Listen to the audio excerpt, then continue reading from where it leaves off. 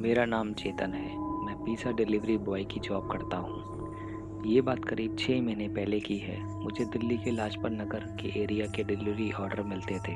मैं रोज़ की तरह अपना पिज़्ज़ा ऑर्डर डिलीवर करने के लिए बाइक पर पिज़्ज़ा बॉक्स लेकर निकला। बट कस्टमर के एड्रेस पर पहुँचने से 200-250 मीटर दूर बाइक बंद हो गई और स्टार्ट नहीं हो पाई। मैंने सोचा पहले पिज़्ज़ा डिलीवरी करके फिर बाइक को ठीक करने की कोशिश करूँगा। 5 मिनट और ट्राई करने के बाद मैं बाइक के पिज़्ज़ा बॉक्स से पिज़्ज़ा निकाले और पैदल ही चल पड़ा। रात के करीब 11 बज गए थे। वैसे भी अब कोई न्यू ऑर्डर मिलने का चांस नहीं था मुझे।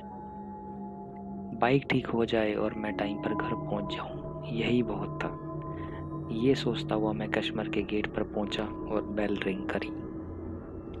बेल रिंग करते टाइम मैंने देखा पूरे घर में एक भी लाइट ऑन नहीं थी और पूरा घर अंदर और बाहर से अंधेरे में घिरा हुआ था। सिर्फ स्ट्रीट लाइट की वजह से घर के मेन गेट पर रोशनी थी। कुछ अजीब सा लगा ऐसा अंधेरे वाला एड्रेस देखकर। नॉर्मली हर घर में कहीं ना कहीं रोशनी दिख ही जाती है।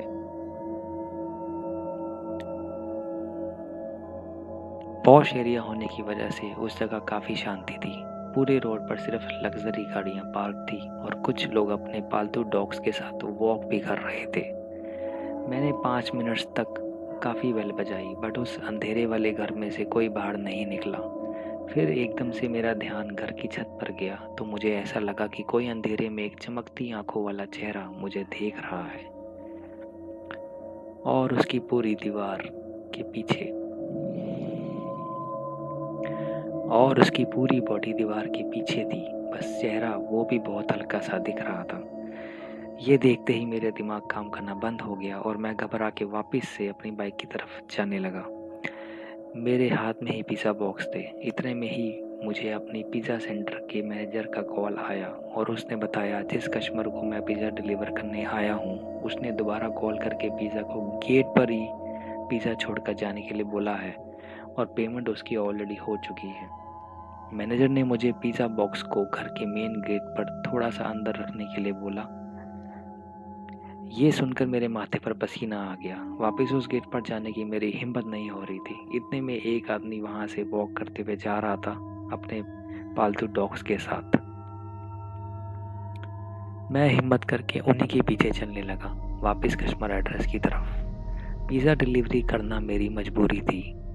डिलीवरी ना करने पर पूरे पैसे मेरी सैलरी से ही कट जाते। सो मैंने हिम्मत करके पिज़्ज़ा बॉक्स जल्दी कस्टमर के गेट पर रख दिए और वहाँ से जल्दी से वापस अपनी बाइक की तरफ चला गया। ऐसा करते टाइम मैंने देखा कि वही चेहरा जो मुझे पहले छत से देख रहा था अब वो नीचे वाले अंदर के एंट्री गेट पर खड़ा था, बिल्कुल अंधेरे में। सिर्फ उसकी आंखें चमक रही थी।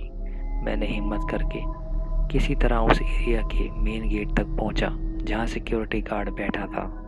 मैंने उससे पूछा ये हाउस नंबर 245 में इतना अंधेरा क्यों है। गार्ड हंसते हुए बोला एक बंद और खंडर घर में लाइट जला के क्या करोगे। और उसने मुझसे पूछा मैं उस घर के बारे में क्यों पूछ रहा हूँ। अब तक मेरी हालत पूरी तरह खराब हो चुकी थी। मैं जल्दी से अपनी बाइक के पास गया और ये क्या, बाइक पहली बार में ही स्टार्ट हो गई। मुझे बहुत ही अच्छा फील हुआ और मैं किसी तरह उस एरिया से निकला, अपने घर पहुंचा। अगले दिन मैंने मैनेजर से जाके रिक्वेस्ट करके अपना डिलीवरी एरिया चेंज करवा दिया।